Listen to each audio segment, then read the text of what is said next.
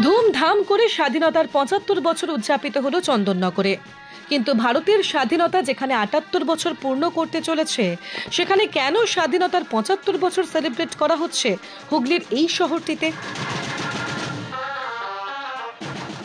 উত্তর পেতে ফিরে যেতে হবে ১৯৫০ সালে।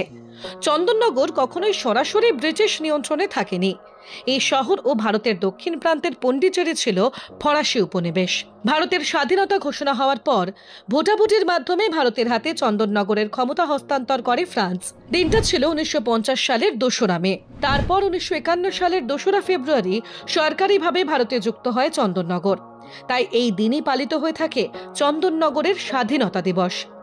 এরই মাঝে চন্দননগরকে হেরিটেজ সিটি ঘোষণা করার দাবি তুলেছেন চন্দননগর কলেজের অধ্যাপক, ছাত্র ও প্রাক্তনীরা। তারা এই হেরিটেজ সম্পদকে এটা যখনই ডিক্লেয়ার হবে, যদি তারা ডিক্লেয়ার করেন, সরকার, রাজ্য সরকারের দপ্তর রয়েছে হেরিটেজ, তার কাজের অংশের মধ্যে রয়েছে, ফলে একে কেন্দ্র করে আগামী দিনে চন্দননগরে হেরিটেজ ট্যুরিজম তৈরি, এবং সেটা শুধু পুরনো ইতিহাস, সংস্কৃতি, ঐতিহ্য রক্ষা করা নয়, পাশাপাশি তরুণ প্রজন্মের কাছে সেটা কিন্তু তার জীবন জীবিকার অংশ হিসেবে যুক্ত।